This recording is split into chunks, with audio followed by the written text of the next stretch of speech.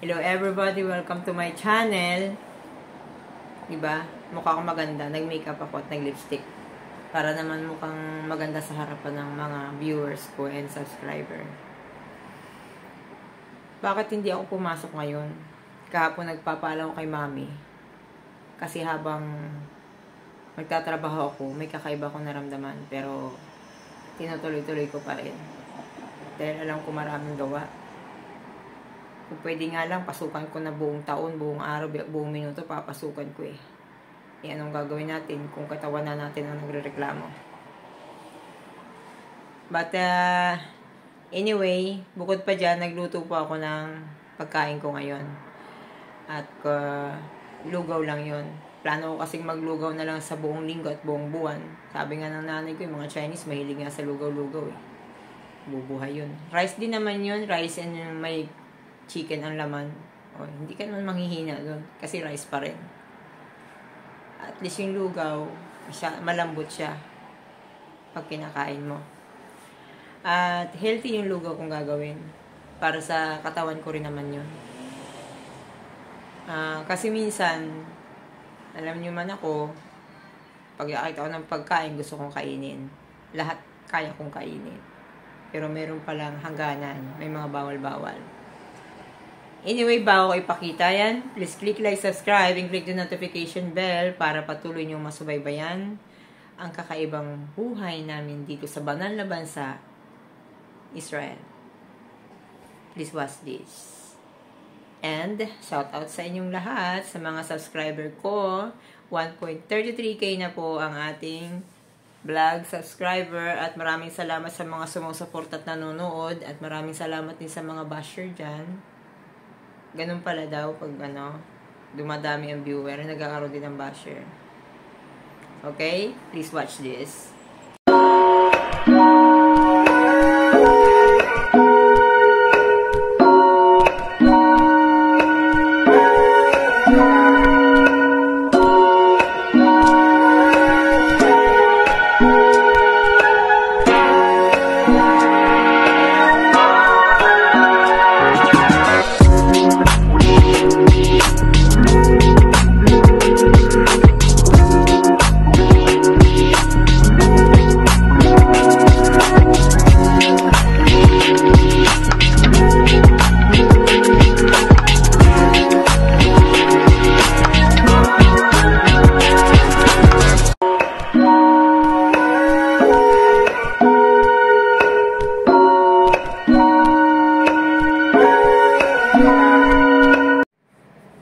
Ito po yung kwento ng bakit hindi ako pumasok.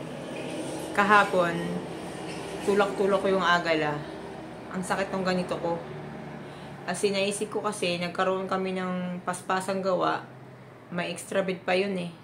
Yung mga check-out ko, balagan, dulo-dulo yung binigay sa akin. 22, ganun mga dulo-dulo, malalaking bed. At bukod pa doon, may mga stay-over. Yung stay-over, pag nag-request, linisin mo na siya. Ay ang kama, tatlo. O, edi bugbog ka. Lalo na kung iniwan pang makalat. Huwag mo na lang tingnan yung kalat para hindi ka ma-stress. Tingnan mo na lang yung CR, kumpletuhin mo yung towel, basura, tanggalin mo. Panghuli mo na isipin yung stress. Basta tuloy-tuloy mo lang yung trabaho mo. Yun yung kahapon, yung pagyuko ko ng pag-ano ng kama, biglang sumakit yung tuhod ko, yung feeling ko, matatanggal na ba yung paa mo? Nirelax ko muna yung paa ko, ginanong-ganon ko. Buti na, ibalik sa normal. Bumabalik pala sa normal yon. Yon. Di, deadma lang, kasi yung likod ko nga rin sumasakit. Shoutout pala sa day massage. Nagmassage ako nung nakaraan dun eh, para naisip kong bumalik. Mahal, pero anong gagawin mo sa mura? Or, kung wala naman, kumbaga, mahal lang dyan naman, malapit lang. Kahit likod lang, yun yung minsan nga, dinudyok ako nung Palestine, nanananching na yata sa likod ko, pero dead mala. Ginaganon yung likod ko, minamasahin niya. Sarap. Namamassage yung ganto ko. Yun. No malis, sige, masahin yung masaat likod ko. Tapos, nag-usap-usap kami na, wag pumasok ngayon. 3. Dahil sa susunod na linggo, 6 kaming mawawala ng linggo. Kukulangin ng tao ng linggo. Bakit? May tinatawag po kami 4th Sunday. Kailangan may 3 magbabiolate para basagin yung schedule na yun sa next Sunday dahil 6 kaming wala. Kakunti ang matitirang worker. Ang gagawin ni Leonardo, hihiramin na naman yung linggo namin. Tuloy-tuloy pa rin kami nagtatrabaho. Kakulangan nila, dapat meron silang additional manpower. Nakapalitan, kailangan may pahinging tao nila. Yun ang aking opinion doon. Na dapat nakatama din yung schedule ng tao nila sa rest. Hindi yung pag nagkasakit na, saka lang magre-rest or pag paalam ka, saka lang magre-rest. Ganon.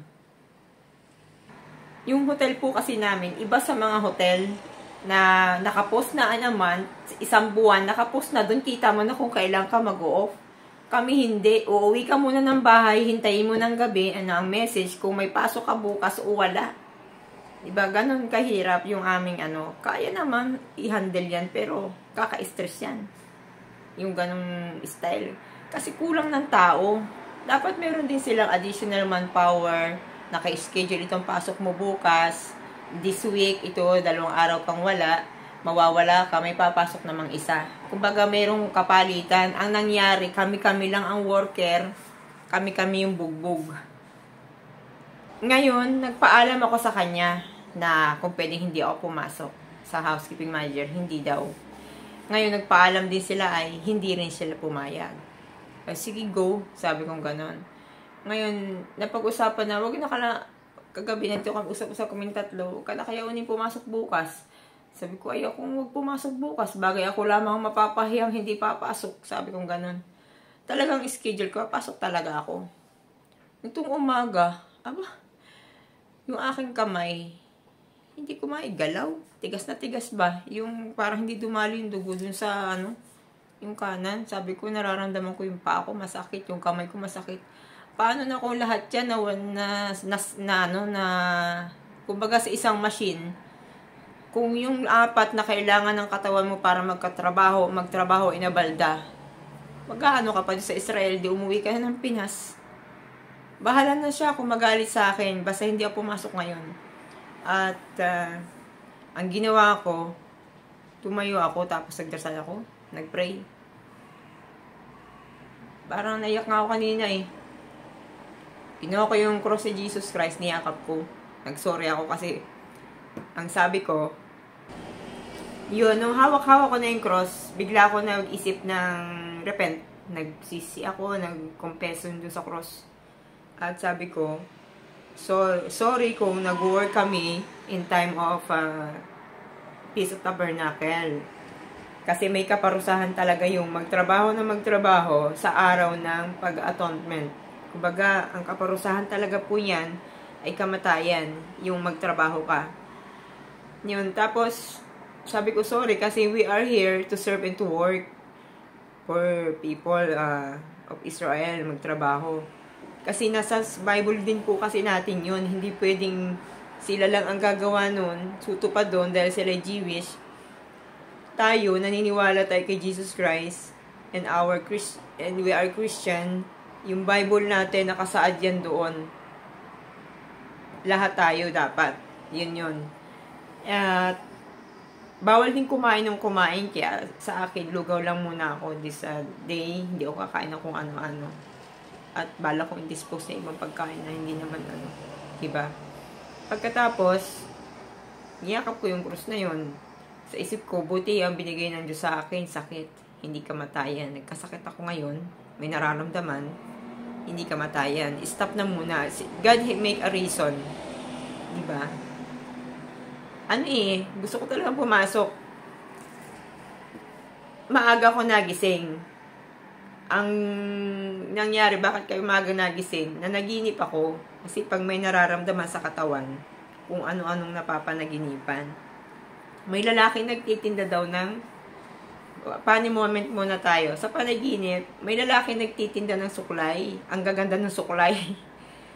Ang lalaki ng ngipin. Meron mga ganong suklay talagang malaking ngipin katulad sa Korea. Yung pag ganon.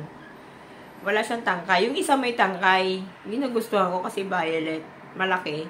Nung sinusuklay ko na, hindi ko masuklay ng maayos yung suklay ko. Maganda nga yung kulay, pero Ewan ko anong meaning nun. Maganda nga yung kulay, pero hindi naman maayos yung buhok ko. Ngayon, ang bibilin ko, yung pink. Pink siya na malaking ngipin, magagalan yung buhok. And then, sunod, napanaginipan ko si Trill. Sabi ni Trill, Uni, ano ba yun? Ang ingay sa taas. Nagliliparan ng mga bala.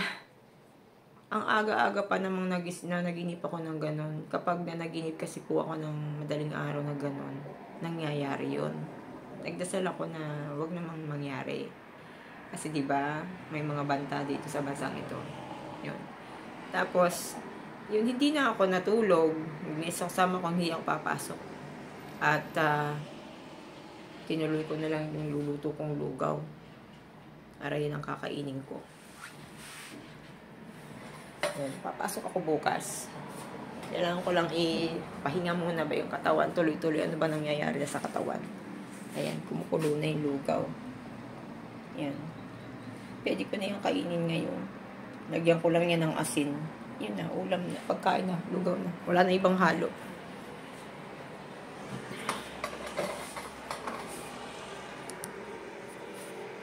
Dito kasi kahit, sabi ko nga sa inyo, gusto ng isip natin, gusto natin magtrabaho.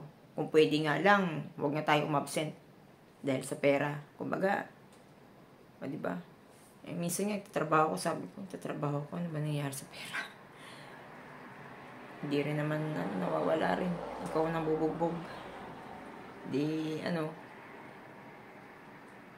The best pa rin yung may pahinga sa 2 linggo. Yung sa Korea po kasi, meron kaming 2 days na rest. Naka-schedule yun. Saturday, Sunday. Kumbaga, 2 days rest, nakaset na yung katawan mo sa ganong araw. Kaya dapat, pwede naman nilang i-schedule yun eh. Sabi nga ng isang taga-Delsi, pwede naman nilang i-schedule yan. I-cancelin na lang nila kung kailangan ng tao, pero naka-schedule na aman kung kailangan ka walang pasok. Yun. Kaya masakit talaga yung kamay ko. Ay kailangan ko pumasok bukas. Pag magpamassage naman ako ngayon, kailangan ng pahinga kinabukasan yun. Hindi pwede ako na lang sa katawan ko massage. Yun. Tapos, yun lang yung kwento ko ngayong araw na to. At ipakikita ko sa inyo kung paano ako nagluto ng lugaw. Para barang luto. Pero masarap yan. Panoorin nyo po.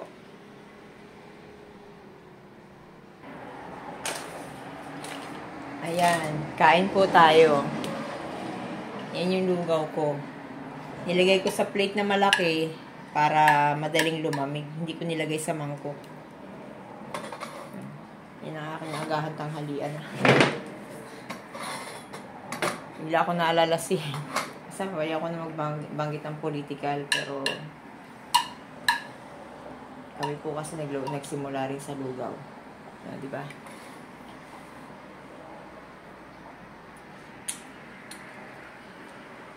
Masarap kasi yung luya, nararamdaman mo sa katawan. Kunti pa lang nakakain mo, dumadampi sa'yo. Yung amoy. Sarap.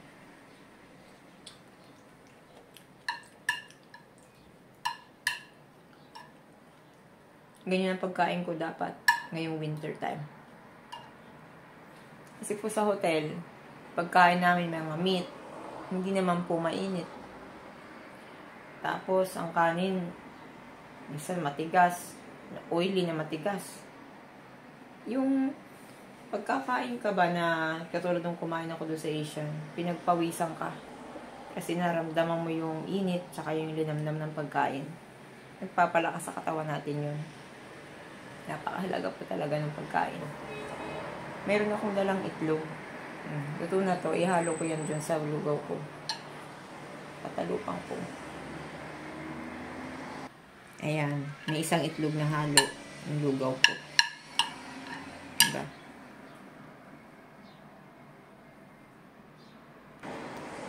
Bye-bye. Thank you for watching. And panoorin niyo po yung niluto kong lugaw.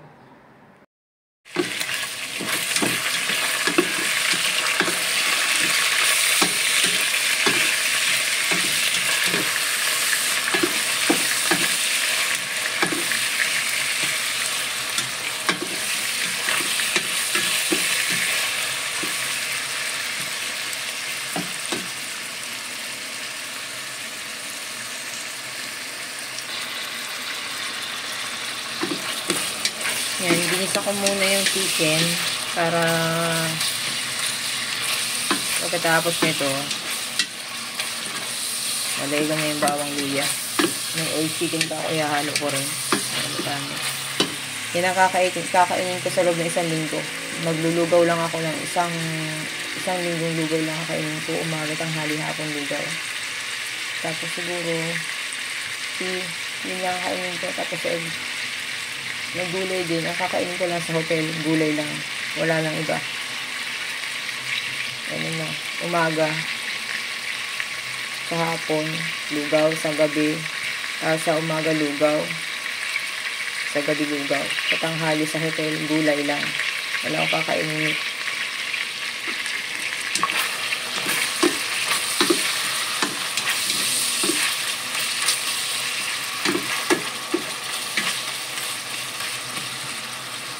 Yan. Ito na to, lalagyan ko na lang lalagay ko na yung isa pang chicken na luto na para ma-extract yung water niya.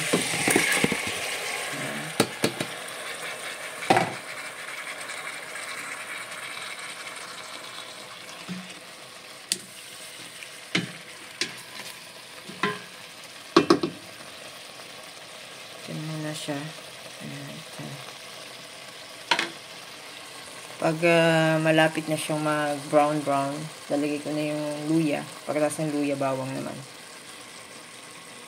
Sunod ko ilalagay, nagluto na ako ng kanin para mabilis. Ganun. Pag naluto na siya, iinit-initin ko na lang ito. 1 week.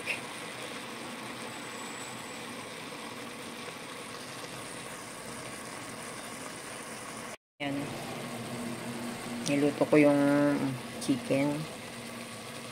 Tapos ang gagawin kong lugaw, yan ang pagkain ko ng 1 linggo.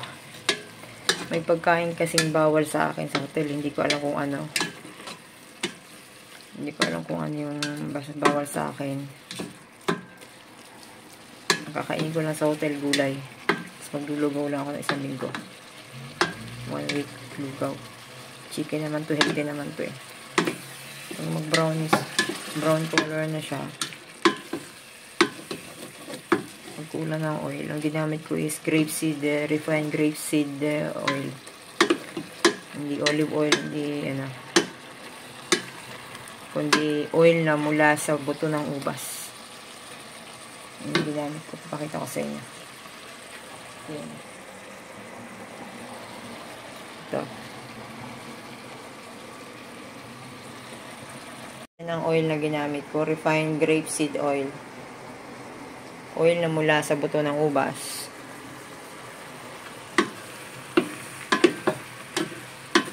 Kanina, kahapon ko pa naramdaman, nagtatrabaho ako, biglang sumakit ang tuhod ko. Hindi ko alam kung bakit, sobrang kakayuko-yuko siguro. And then, yung aking talampakan, ang hirap itapak. Binabad ko muna siya sa mamaya sabihin ko na lang sa inyo pagkain na pinag-uusapan kasi natin. Kaya isip ko na ito, nagtataglamig na kasi. Ang pagkain ko dapat is mayaman sa luya at bawang. Kaya tamad ako gumawa ng kimchi eh. Kimchi sana kaso, tamad ako ngayon.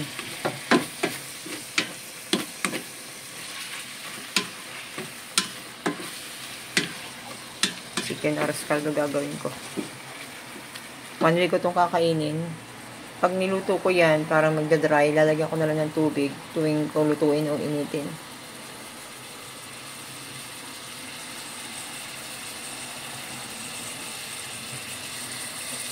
Kung nag-brown na siya, yung chicken itong ihalo ko. Garlic muna kasi matagal maluto. Hindi. Ginger muna kasi matagal maluto ang ginger. Pag lumabas na yung katas ng luya at medyo na-dry na, saka ko lalagay yung bawang. Para sumama dun sa sabaw yung katas kasi ng luya at bawang, yun ang kailangan ko. Diba yung iba nilalagay bigas diretso doon? Sa akin niluto ko muna yung kanin para mabilis. Pag naluto na yung ingredients sa yung kumukulong tubig, lalagay ko yan. Yun ang lugaw, lalagyan na lang ng ibang seasoning. Asin lang ang seasoning ko nito. Wala nang iba.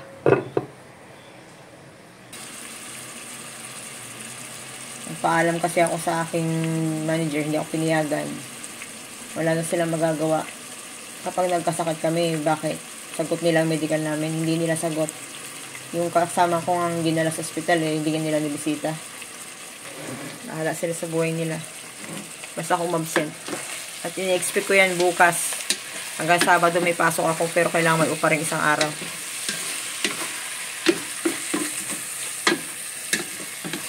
Dapat ngayon maraming gawa, kaya baldahan ngayon. Pasensya doon sa mga kasama ko. Wala namang upa ko lang. Okay, baldahan talaga ngayon. Hanggang bukas yan. At hindi pa, hanggang Friday pa. May mga guest kasing mga demanding. Makapag-utos wagas. Samantala, chamomile tea muna ang aking ininom ngayong umaga. Para ma-relax ako.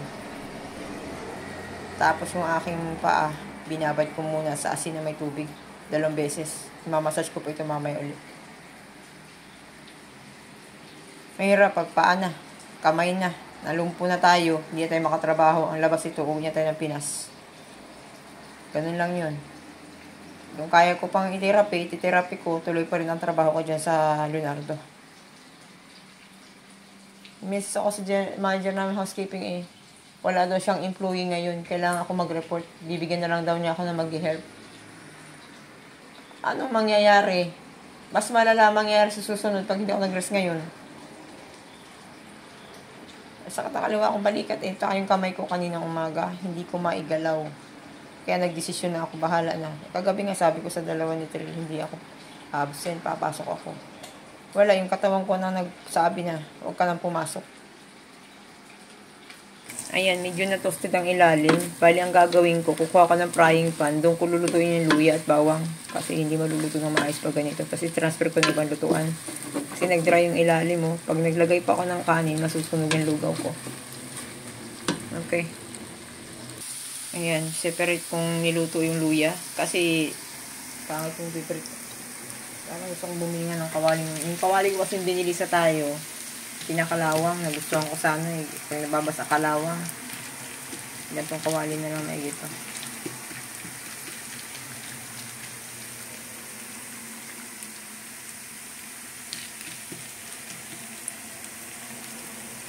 Yan. Ganyan siya.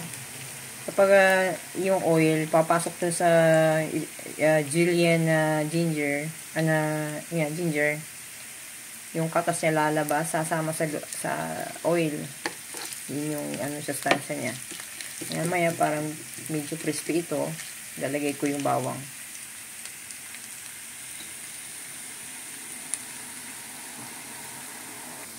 Bali, ano yan? Mga 1/2 cup sliced ginger. And then, yung garlic is 4 whole garlic minced and chopped. Ganyan lang yan. Hindi ako pwedeng magbigay lahat. Basta yan, matagal naman ang buhay ng lugaw. Ilagay lang sa chiller. Tapos reheat ko lang. Ganun ang gagawin ko. Kasi porridge, kumbaga gagawa ka ng porridge.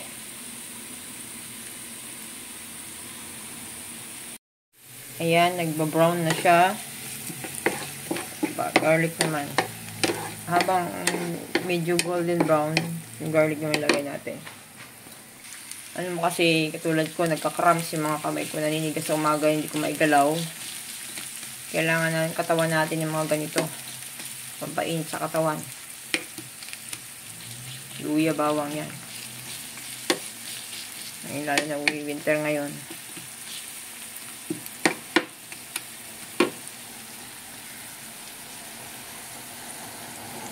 Dahil na-toasted yung chicken ko dun sa isang lutuan, bala ko ito na lang, dito i-mix ko muna itong rice, then ipalagay ko dito yung, lalagyan ko siya ng hot water, and then, or kahit hindi hot water siguro.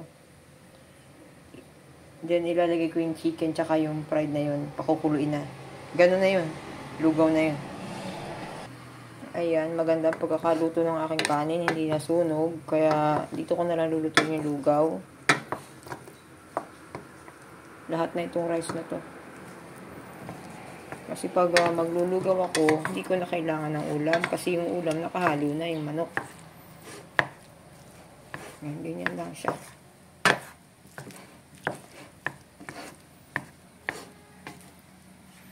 Basta sa hotel, iwas ako sa mga karne doon. Ang kakainin ko gulay. Mga vegetable naman nila healthy. Mga gulay-gulay. Kasi mga lettuce. Salads. Ayan, in-mix ko na yung fried chicken dyan. Ano na dyan, himay na. Sa rice. Tapos ilalagay ko yung fried ginger and garlic.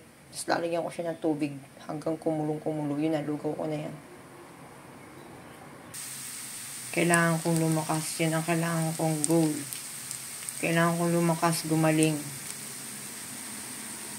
Nasa abroad ako. Wala sa akin tutulong dito, kundi sarili ko lang. Naisip ko kasi minsan, kulang sa diskarte talaga ang aming management sa pagpapatrabaho sa worker. Kung hindi pinagkakait nila 1 oras na overtime para mabawasan ng check-out, pupersehin nilang taong pilitin sa ganong trabahong tambak na bugbugan na balagan. Anong kasunod? Wala ang pasok, absent. Kumbaga, estimated na yun pag ganun, balagan yung work mo or marami ka pang gawang check-out. Lalo na ngayon, Sunday. O, diba? Dapat nag-work yung maaga, uwi ng additional pang work para matuloy-tuloy lahat. Ang problema mo solve. Hindi eh. Pinagpipilitan niya sa fix na oras na ganun. Ewan ko. Nasa pinakamataas pa rin yan eh. Ayan, pwede na to. Ayaw ko masyadong sunog yung luya at bawang. Yung mga half-cook siya, pero medyo toast, pero meron din parang hindi luto. Hindi toast. Yan ang gusto ko sa lugaw ko. Yung tostadong bawang at luya, sa mga pang ano lang yan, toppings, kumbaga pang ano. Pero ito imimix ko talaga eh. Kaya parang yung extract, hindi lahat mapapatay. Yung sustansya kasi nito, pag sinunog ko na, mapapatay yung sustansya ng bawang. Kaya ito tama na to. Ayan, ilalagay ko yan kasama ang oil dyan sa ano, halo-halo na sila dyan. Diba? Alam mo, minsan kasi sa trabaho, nawawala na yung iyong peace of mind. Kasi sa management din yan eh. Sa manager, sa pag-ano sa tao.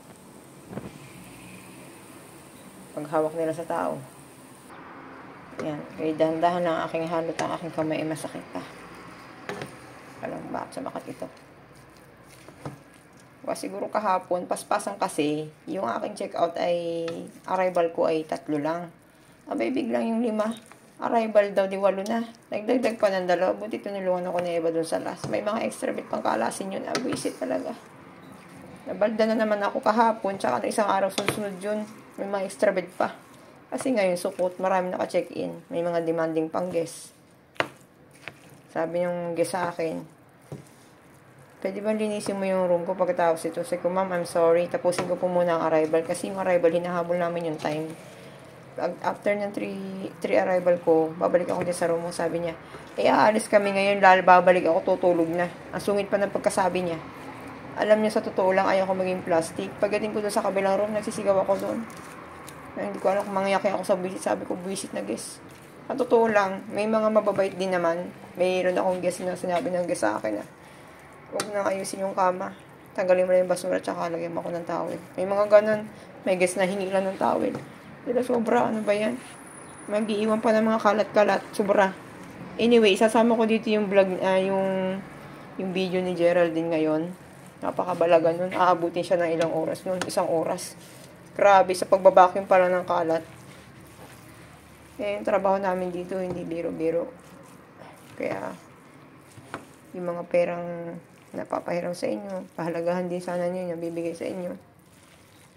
Hirap kaya dito. Mahirap sa atin, walang hanap buhay. Kaya, tinitiis namin yung mga ganong laban dito. Bilang mga hotel workers.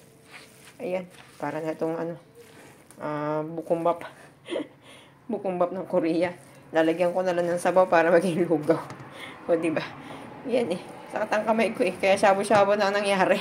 Haluhaluin na lalagyan tubig. Bali, nagpakulo pa ako ng tubig dun sa sa mainit na termos. At nagpakulo ko, nilagay ko dito, mainit. Kumbaga, para hindi magkaroon ng negative reaction, kumbaga hot to hot, kung mainit lahat ng pagkain mo, mainit din dapat ang tubig mo. Kumbaga, kung gumagawa ka ng salad, kailangan naka-chill lahat ng pagkain para sa salad na naka-chill lahat. Huwag ka maglalagay ng mainit kasi may reaction. Kumbaga sa katawan ay pagod ka, tapos bigla kang, kumbaga, nag-swimming sa napakalamig na tubig, di ba reaction sa katawan, pasma ka, ganun. Ganun din sa pagkain. Hot to hot, cold to cold. Mamaya, pag kumulo ito, may mga lumilitaw na bubbles yan. Sa culinary namin, kasi ganun. Pag nag-bubbles yan, yung mga bubbles, mayroon yung mga air na bacteria, yan yung mga bubbles na yan, kailangan tanggalin. Ang tawag dyan, scum. Mamaya, pag kumulo, maraming lalabas na scum dyan kasi hindi pa kumukulo. Magagaling din sa bawang, luya, may mga scum din sila. Diba? Kapag pagkain ay tinabi mo na may mga bubbles na ganyan, madaling masira, madaling mapanis. Kaya ka lang matanggal yung bubbles. Scum ang tawag doon. Ililipat ko yung lutuan dito sa kabila kasi pag mainit na ito, kusang namamatay na yung aming anong tawag dyan, lutuan. Yan may controller kasi yan. Yung po muna ito kasi sobrang init na. Dito, ito naman gagamitin kong set kasi mainit na to. Nilipat ako. Yan. Dito. Hindi pa ito mainit yun. Pahingahin ko muna siya. Yan ang tanghalian ko ngayon. Agahan, tanghalian, hapunan. Ayan. Ganun lang ako magawa ng lugaw. Pwede nyo rin gawin yan. Pero sa iba, syempre, sa mga, yung iba, yung katulad sa Pampanga, gumagawa sila ng pinapride nila yung flour, ganun. May mga proseso sila pagluluto.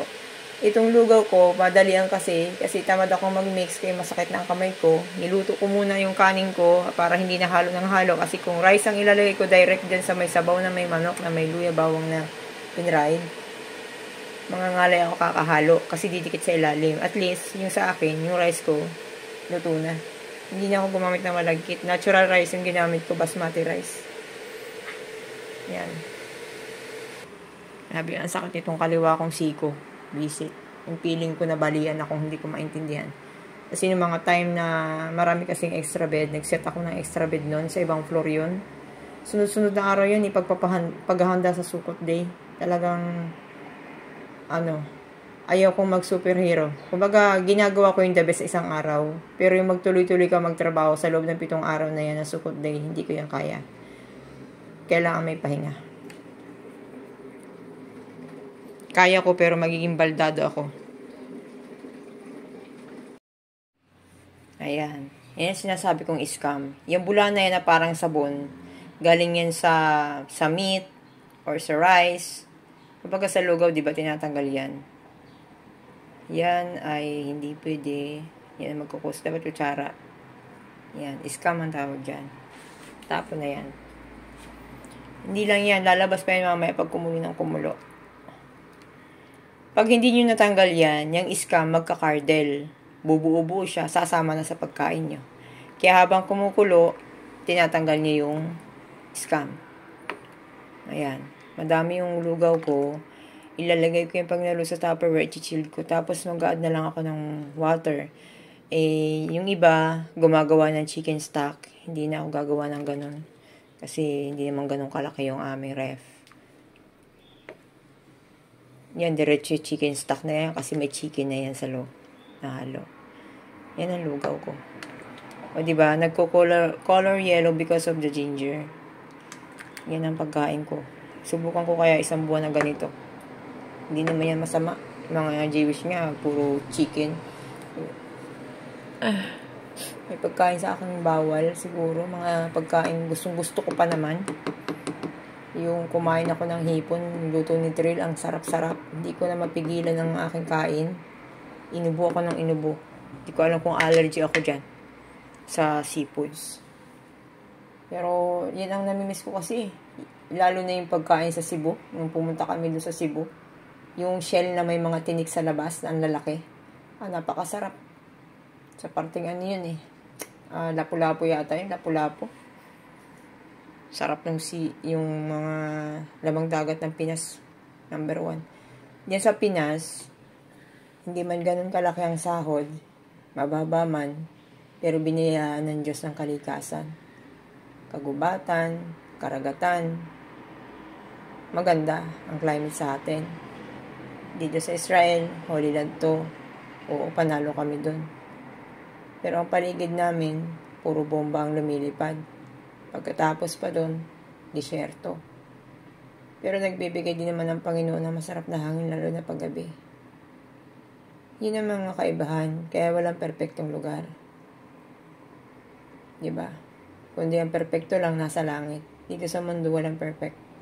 Kahit pa nasa huli lang tayo, may gulo.